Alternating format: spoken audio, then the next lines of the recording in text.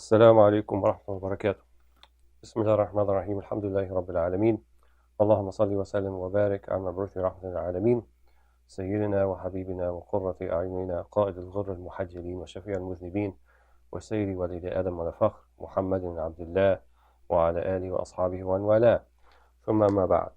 So, alhamdulillah, we are beginning a new session, a new class that we hope to do weekly at this particular time. Wednesdays at 12 p.m. Eastern, and then 6 p.m. I think Cairo time, and add another 2 hours for anything east of that, like the UAE or Qatar. So this book that we've chosen, it's probably one of the most succinct and I would say thoughtfully put together treatments of what we refer to as the Shama'il of the Prophet Muhammad ﷺ. And the Shama'il of the Prophet ﷺ basically comes from the word Shimal, which means character trait. So it's looking at the specific prophetic character traits. And much emphasis has been put upon the idea of character. The Prophet ﷺ is reported to have said, as I think we're going to encounter this hadith in the chapter as well, إِنَّمَا بُعِثْتُ لِأُتَمِّمَ مكارم الأخلاق وفي رواية صالح الأخلاق. I have not been sent except as to perfect character traits. And he has also said ad-dīn al-mu'amala. The ad-dīn is mu'amala, is how you deal with one another. And the popular Arab proverb, كما تدين تدان. As you will be with others, they will be with you. So quite a big emphasis upon it. And you could safely say that it is the quintessential and most important aspect in terms of our horizontal relations. And what I mean by horizontal is how we deal with creation, how we deal with others. And then there's the vertical relationship, is our relationship with Allah subhanahu wa ta'ala. And these two are closely connected. In fact, they cannot be separated or divorced from one another. It is rare that you will find someone who is quite good in one and then very lacking in another. It does happen, but then the character trait itself, or if it's, let's say, someone thinks they have a good relationship with God, and then their character comes out in very offensive and reprehensible ways with others, then that means there's some deficiency, there's some shortcoming in their relationship with Allah subhanahu wa ta'ala. And it may be true that some may have great character, but don't have such a good relationship with Allah subhanahu wa ta'ala. And that can happen from people who are not Muslim, or people who are not believers, or people not devoted. But then we would also say it's not quite the same as someone who is doing it and seeing their relations as a function of the relationship with the divine, with Allah subhanahu wa ta'ala. So it's quite important, I think, that we delve into this issue of character. Those of you who have attended some previous classes with us, we mostly focused, especially Qutb al-Arifin that we just did and had more or less concluded most of it maybe last month, and then before that Al-Fath al-Rabbani for Sidi Abdul Qadir Jilani. That was very much focused on the vertical relationship. How are you with Allah subhanahu wa ta'ala? So I thought it would be appropriate to spend some time and focus upon this, what we call the horizontal relationship, or akhlaq. And this is really also, from another perspective, what defines us and how we are viewed by others, not just on an individual basis, but how we are viewed by others even on the, the broader community basis. What's a Muslim to someone who doesn't know anything about Islam or doesn't know anything about the Prophet Muhammad ﷺ. And for this reason, you see that when people try to attack Islam, they tend to try to attack the Prophet Muhammad ﷺ. So just like the Denmark cartoons of 2006 and the Paris newspaper Charlie Hebdo, I think, cartoons more recently, and so forth. So you find the focus then is upon our Prophet Muhammad ﷺ because they think this is where we're getting our morals and our ethics and our character from. And whether they're correct in discerning what our morals are based upon what they see from us, or if it's a misevaluation, that's besides the point. But nevertheless, the main point is that people will tend to think of our Prophet ﷺ based upon what we do, and based upon on what we don't do, and how we contend with issues and contend with people and relationships and so forth. And I think really this is the most important aspect of da'wah today, the most important aspect of letting people know about Islam. It's not going to be about, I think, in my opinion, how many articles we write or books that we put out there explicating the finer points about Islam and why it's good and so forth.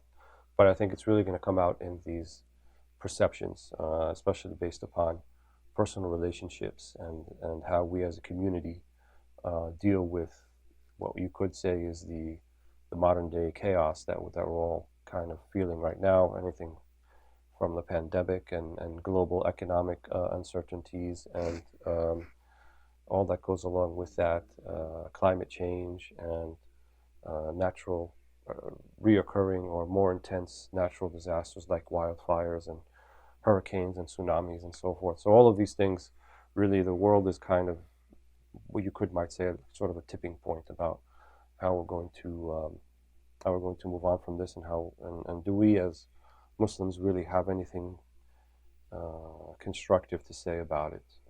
Do we have something to offer? Do we have something to contribute?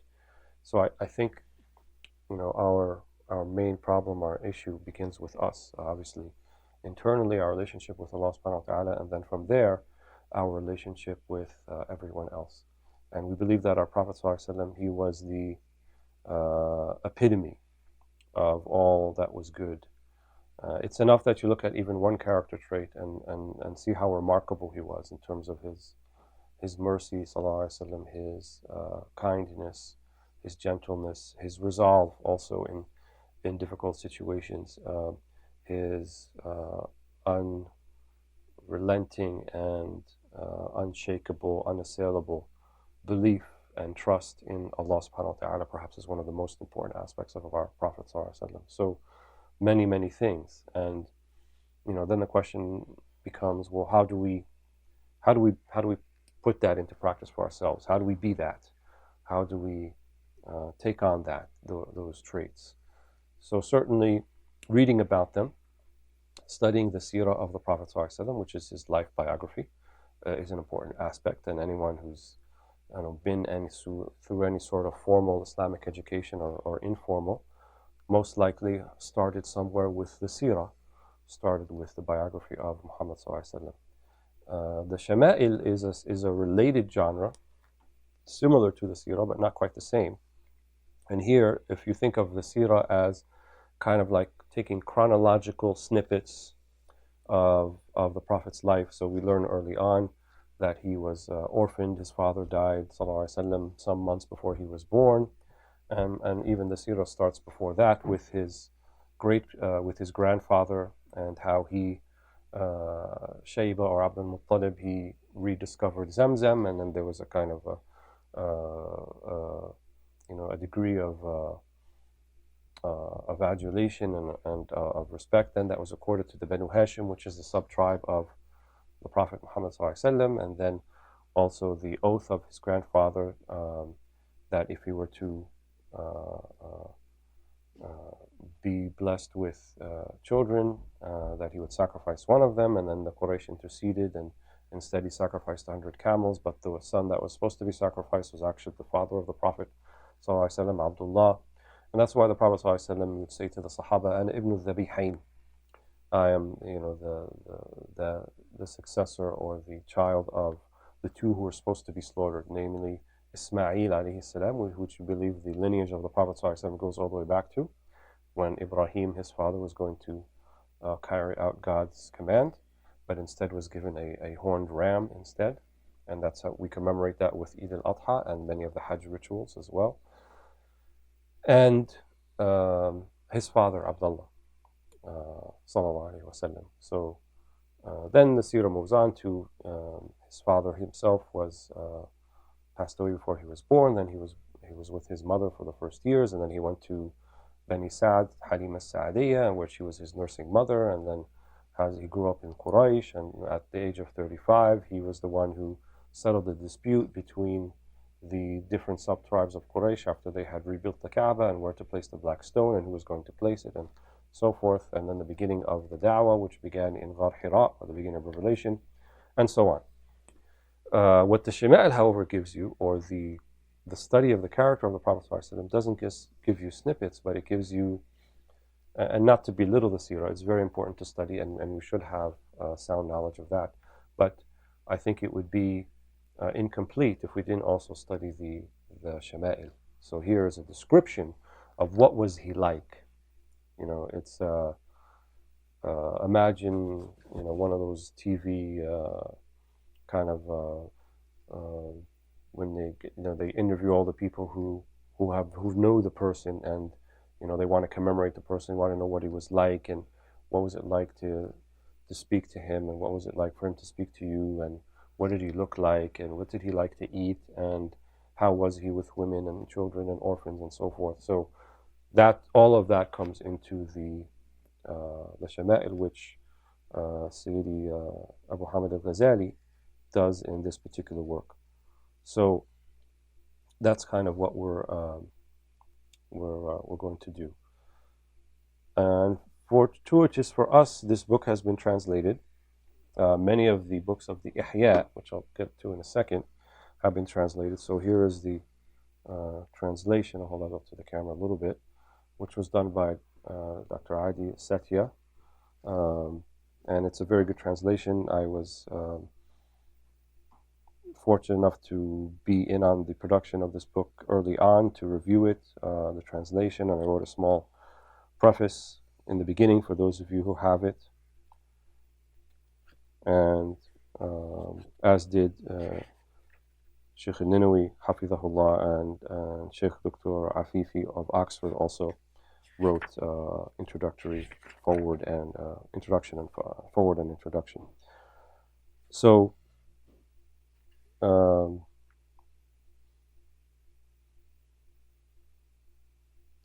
maybe I'll just want to read a little bit of what the preface that we had here, because I think it's not that because I wrote it, but I think it might be of use.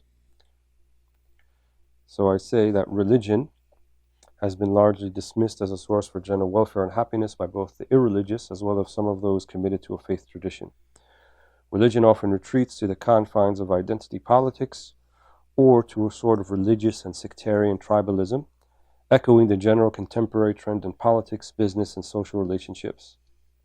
As a result, the world eerily descends towards a complete loss of meaning in everything that ever was meaningful. Most are oblivious to this very occurrence.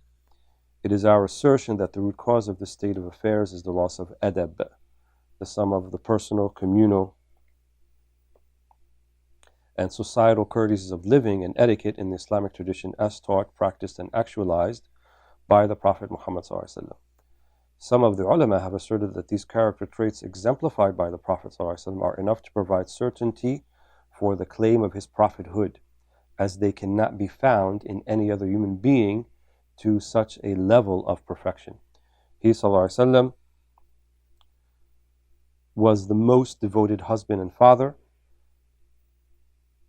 the most forgiving companion and confidant, the most courageous leader, the most giving friend, and the most worshipful servant of God. Furthermore, he was able to exemplify these beautiful character traits for his companions to such a degree of embodiment and perfection that they too were also able to pass them on to their companions and thereafter to the Muslims of the present day. So Islam then it's a transmitted tradition. So one generation to the next inculcates these prophetic ethics and adab and comportments, and then by way of what we've talked about previously in some other classes, oral transmission, A-U-R-A-L, from the aura, right, to being the presence of such people, then you kind of imbibe some of that, in addition to obviously the importance of the written transmission and oral, shafahi transmission.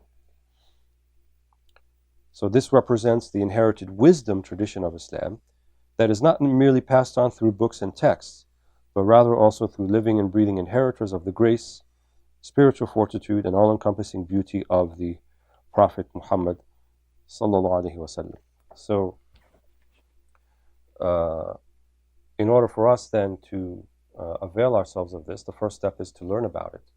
And I would say one of the objectives in learning about it is so that we may be able to identify these character traits in the inheritors of the Prophet Muhammad sallallahu alaihi wasallam. One of the questions we always get asked often is, with so many, let's call them talking heads, and la qaddar, I hope I'm not one of them, that are around just, saying things about Islam and what Islam is and what Islam is not, and how we should be, and what particular cause Islam should stand for, what it shouldn't stand for, and how to leverage Islam for whatever gain that people are looking for. So there's many sort of different postures and positions going about how we're supposed to practice this great tradition and this lovely way of life.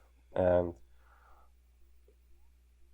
people are confused. I think people don't know who to listen to, don't know, who are the, to use a popular term, the contenders from the pretenders. We don't know. It sounds nice, it sounds good, but is what they're saying, is that the right way to be, or is there another way, and so forth? So the soundest thing that I can tell people is look to see the Prophet within these people who claim to be inheritors of the Prophet ﷺ. And it's not by their dress, it's not whether if they wear a turban, or if they have a beard, or if they have the proper headscarf, or anything like that. These things are aspects of Islam in varying degrees of importance.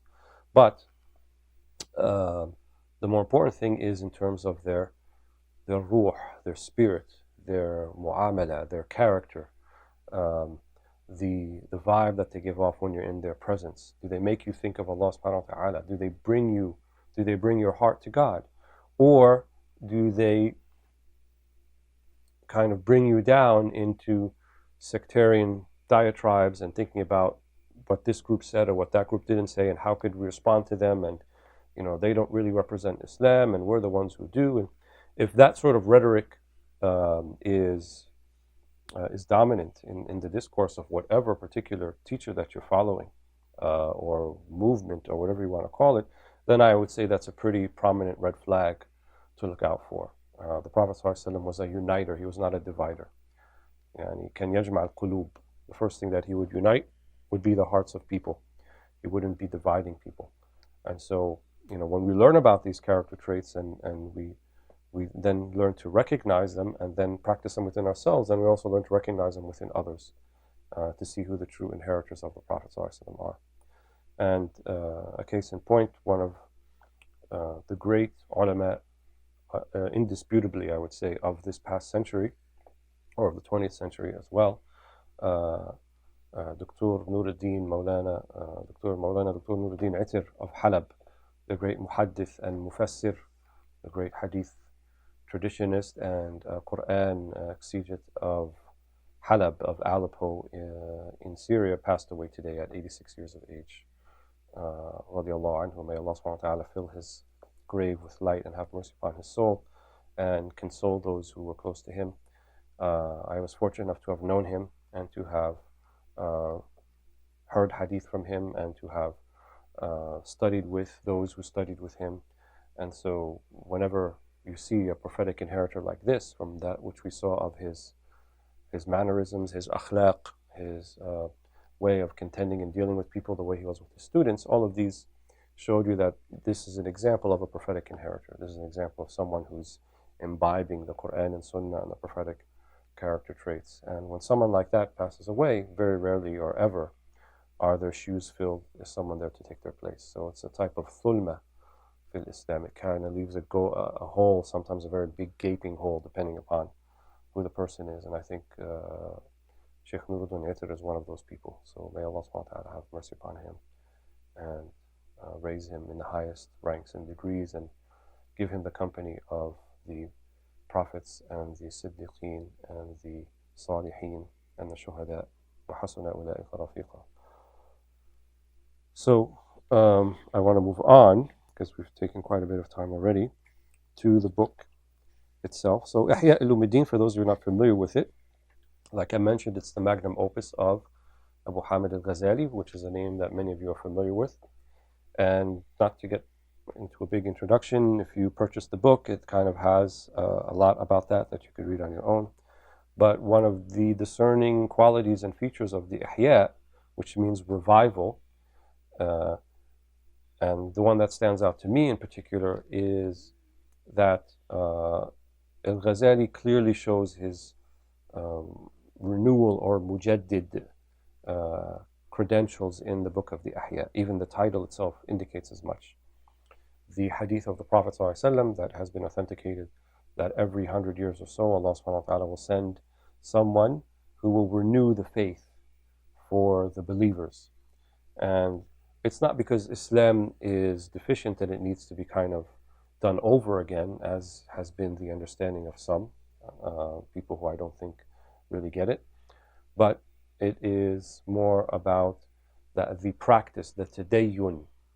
So we make a distinction between deen and tadayyun. So deen is the principles, the ethics, the morals of Islam. Those are immutable and unassailable. And then we have the tadayyun, the way that we go about practicing it, the way that we go about imbibing it. And this can undergo, it can become worn, like a worn clothed item of clothing, as I think one of the ways of the hadith mentions. يكون كالثوب الخلق, right? Something that becomes worn, and then you have to renew it, right? You get a new one, or you repair it or fix it up. And so in terms of how we articulate the deen, in terms of the pedagogies involved, in terms of how we transmit it, these are all the basis for the renewal. These are all the basis for where there can be a type of tajdeed, or renewal, or revival. And this is what Abu Hamid Al-Ghazali did in the Ihya, and arguably more so than any other book ever did in the history of Islam is found in the Ihya. So he points out the shortcomings, especially that were afflicting people of his time period, which was kind of and to be enamored with the outside trappings of Islam, and to what's called the rusum, right, the formalities. And he wanted to get past the formalities, even the formalities of worship, and get to the inner meanings, right, the inner dimensions of worship, whether it be the prayer, whether it be hajj, or the zakat, or al-amr bil ma'ruf wa nahy anil munkar, right, for enjoining good and trying to avoid evil, and trying to embody that in oneself and to help others to get there. And so these are all aspects that are addressed in the Ihya. And he divides it into four main sections. So the first section is Ruba' al-Ibadat, which looks at acts of worship from the prayer to fasting and so forth, and the inner meanings in there. Then it looks at Ruba' al-Adat. And adat are things that are can be intended as acts of worship, but it deals more with like relationships with people, with neighbors, with family, and so forth. And that's why this last chapter of Prophetic Ethics comes as the last chapter in that particular quarter, right, of chapters. Then there's Ruba' al-Muhlikat, which is looking specifically now at character traits. So the chapter on Prophetic Ethics is also as an opening or a gateway to the last or the second half of the Ihya, which is dealing with how do I avoid or how do I remove shortcomings and deficiencies in one's character, first by identifying them, and that comes in Ruba' al-Muhlikat, right? Muhlikat means things that destroy you, really, and these things can destroy you within, things like envy and jealousy and enmity and rancor, hiqd, hasad in Arabic. These are the negative character traits that one has to try to empty oneself from. As the ulama at-tazkiyah, they say at-takhliyah, right? Takhliyah means empty yourself of this. And then the last set of 10 chapters, the last quarter, is called Ruba' al-Munjiyat, which is to that which will save you. And this is looking at, that was looking at vice and muhlikat. This is looking at virtues. So it's looking at things like having patience, fortitude, gratefulness, gratitude, mahabba, rida, love for the divine, love for the Prophet ﷺ, love for creation, contentment with Allah's decree, and that is the last of chapters. So, and it's said that Imam Ghazali, he was inspired to kind of go on this journey of beginning to write this book when he himself was quite the accomplished theologian. He was already widely read and widely studied before he wrote the Ihya. People would come from all over. He was in the most prestigious Islamic city at the time of Baghdad, and he was in the most prestigious institution, Nizamiya, at the time. And one day he just couldn't speak anymore. He couldn't teach. He started to think, why am I doing all of this? What's the point? Is it just to get all these accolades? I've gotten that. What's beyond this? And this is when he took permission from the authorities, and he ostensibly went to Hajj and Umrah, but he actually was gone for 10 years. And in that period, he had visited Jerusalem, and he had visited Damascus, where he wrote most of the Ihya in one corner of the Umayyad Mosque in Sham, in Damascus. So that's kind of a little bit of the history about this this book and where it came from. So with that, I'd like to just look at the intro.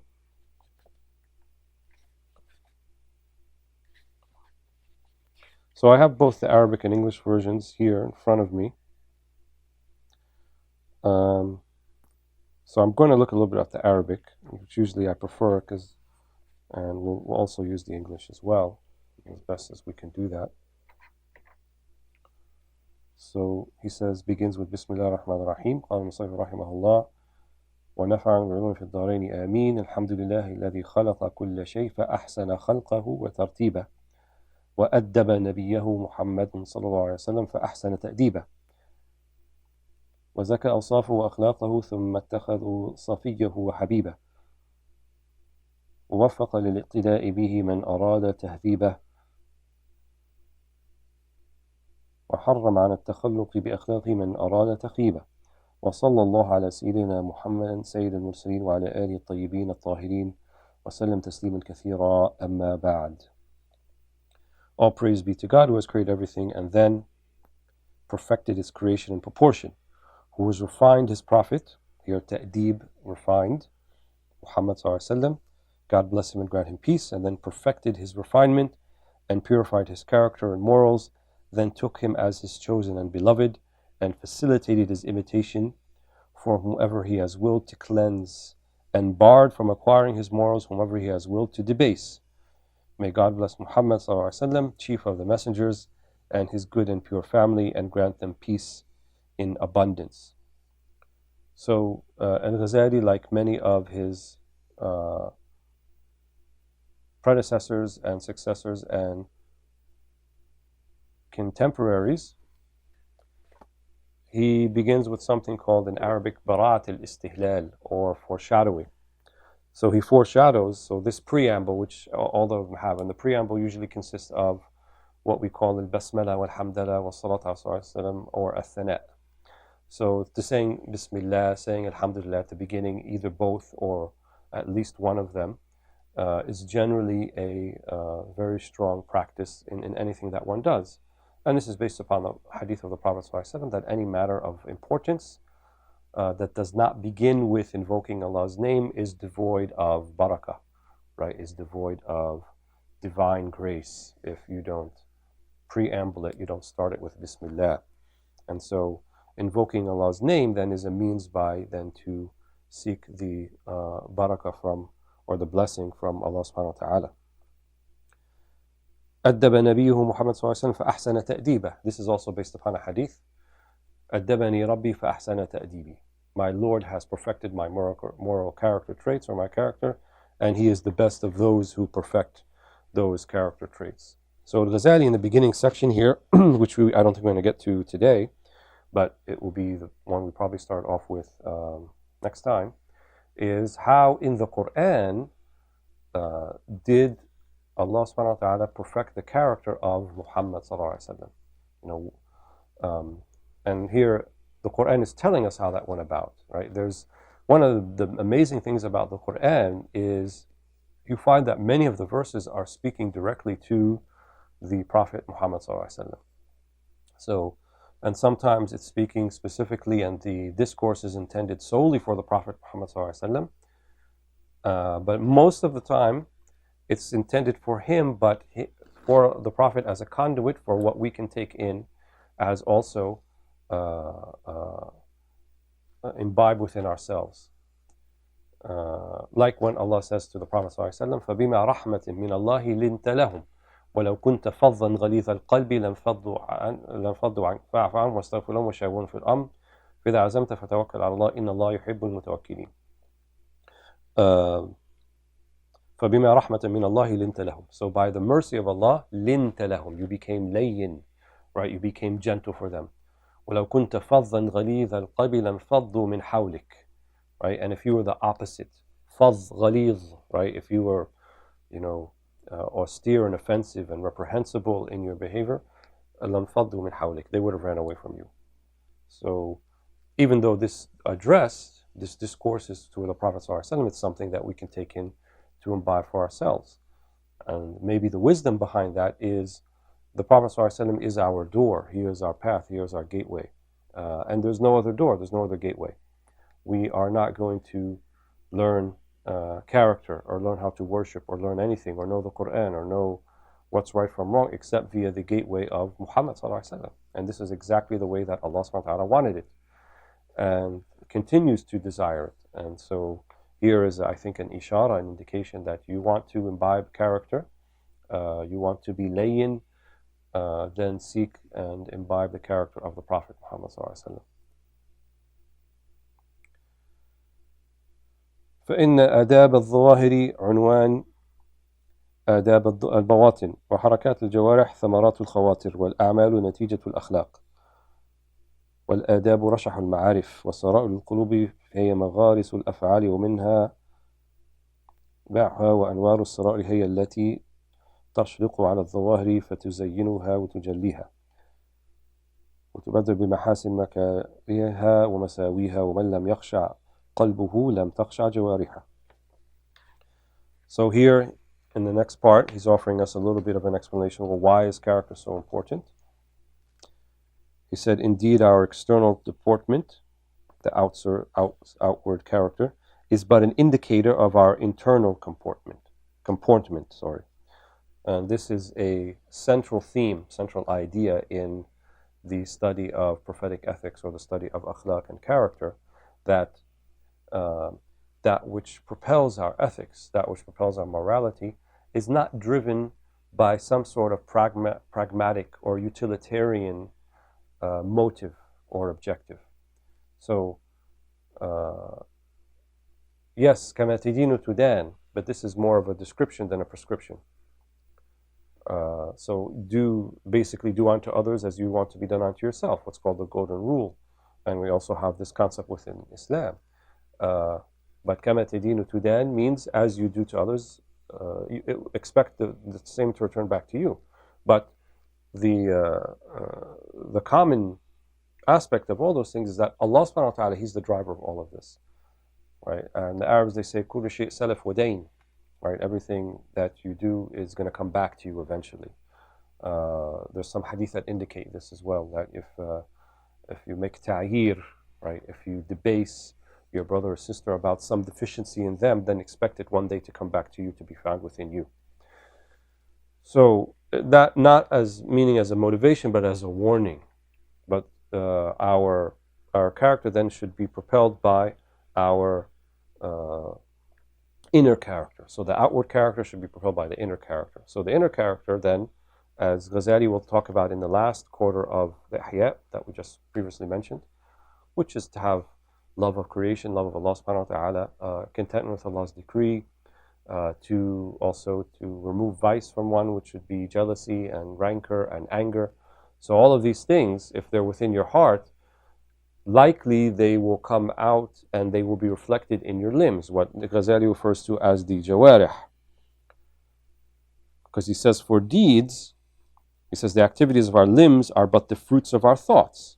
Right? So what we think about, eventually we might actually act upon it.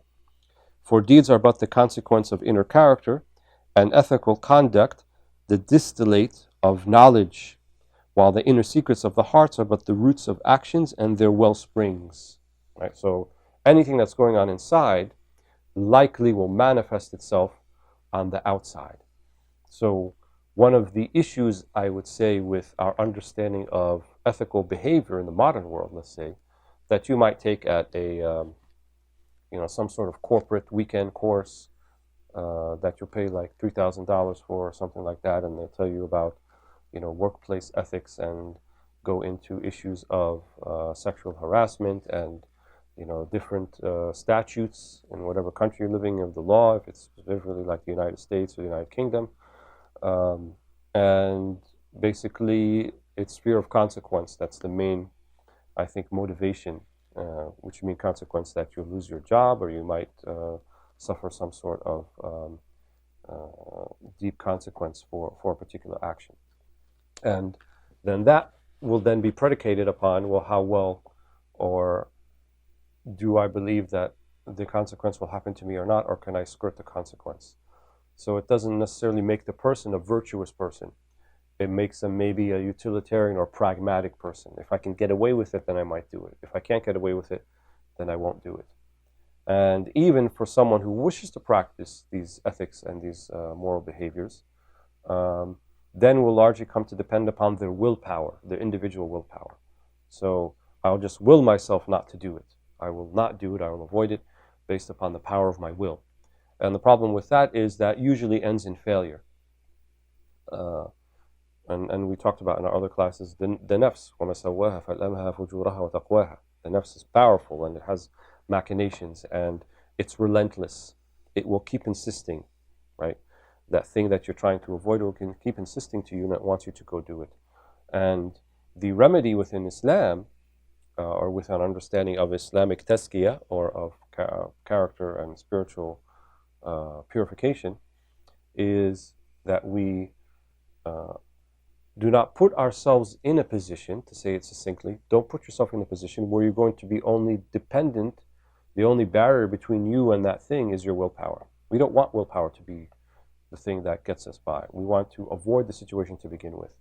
And so really you can make an argument that the whole Sharia itself, especially the specific, let's call it maxim or doctrine of sadd al-dhari'ah, right? Sadd al-dhari'ah means to avoid something that in of itself may not be so iniquitous, but to avoid something that's more harmful, right? And dhari'ah means like small alleyway.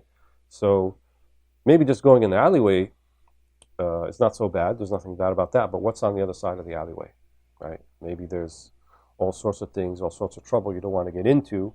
So the smart person will just avoid the alleyway to begin with and keep walking and don't go down that path. So for us, our sexual ethics, for example, and the institution of marriage and how there should be no sort of acting upon that outside of marriage, and avoiding the pathways that could lead to that, which we talk about khalwa and seclusion with someone of the opposite sex who's not a relative or spouse, though that's part of how the understanding goes. That we don't even want to put ourselves in a position where we then have to come to depend upon our willpower to get out of trouble. And so it's more about what I think in the modern literature, what's called virtue ethics. So we want to instill the virtues within us. And this can happen by a variety of means. One of the most important means is to learn about them and see what they are, to become aware of them. Another important means is to be with people who embody them, right? To be in a society, in a community. And that's why we have such an emphasis on community, and we have an emphasis upon living with people and associating with people, and to avoid al-jalis as-su'. Al-wahda khayrun min al-jalis as-su'. To be alone is better than to be with someone who is going to be a bad influence upon you. And all of these things sound very traditional, antiquated, and so forth. But just because in this particular blip in time that we're living in, people are rejecting such notions, does not delegitimize them. So I think, for us, we just kind of try to do our best by perfecting the inner aspect of who we are. And you can actually do things to help you with your thoughts, with your reasoning, with your contemplation. And the sum of the ibadat, the sum of the ritual acts of worship in Islam go a long way towards that. Dhikrullah is why that's so emphasized, right? وَاذْكُرُوا اللَّهَ ذِكْرًا كَثِيرًا, right? It's only ibadah that has the word kathira that comes after it. The prayer itself, specific times, 5 times in the day, very structured in the way that it's supposed to be done.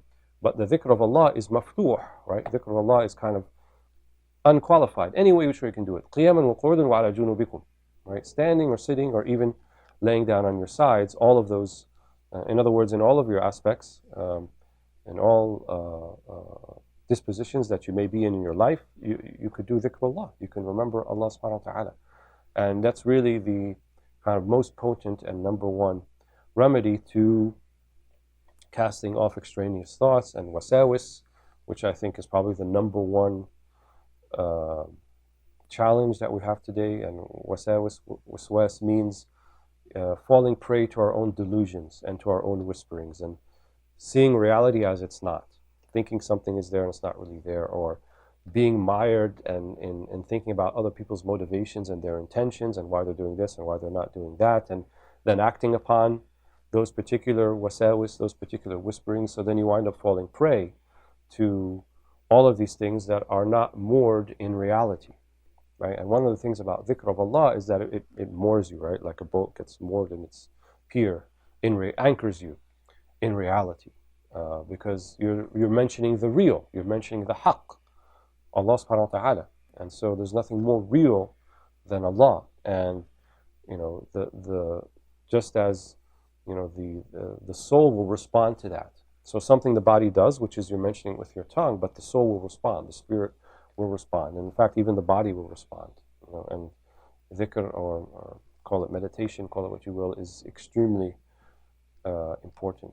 And this physical dhikr of the tongue then, in its highest form, will graduate to a dhikr of the heart, such as that the dhakir, the one who is remembering Allah subhanahu wa ta'ala, will not be busy with anything except al-madhkur, except the one being remembered or recalled, namely Allah subhanahu wa ta'ala. And so you'll have like this almost on state all the time in terms of remembrance of God. So there's never an off state, right? There's never like, let me leave some time for Allah and then time for this and that and something else. No, everything will be via the prism of the divine. And that's the felicitous life, right? As the Quran said, the one who's يَعْرَض عَنْ ذِكْرَ اللَّهِ سَيَعِيشُ عِيشَةً ضَنْكًا. The one who turns away from the dhikr of Allah will have this very miserable life, very difficult life, inner life at least. People may have these grand outer lives and may have many possessions and much material wealth, but the real life is the inner life, because the inner life is what is going to determine how you're going to be in the next life, where it becomes reversed. So whatever was happening in inner life then becomes outer in the next life.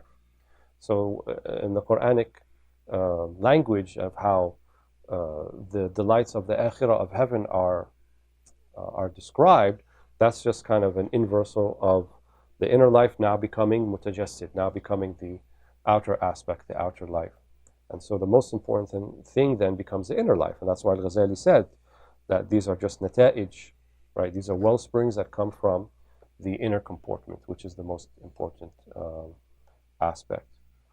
So I think I'm going to stop here because I've talked too much already. I didn't want it to go more than 40 to 45 minutes. Jazakumullah khair. I think we will not be doing questions. We might have a separate session to do that, inshallah, and we will, inshallah, see you all in the next week. Alhamdulillahi Rabbil Alameen. Wa sallallahu ala sayyidina Muhammad wa sahbihi wa sallam. Subhana rabbika rabbil izzati amma yasifun. Wa salamun ala al-mursaleen. Walhamdulillahi Rabbil Alameen.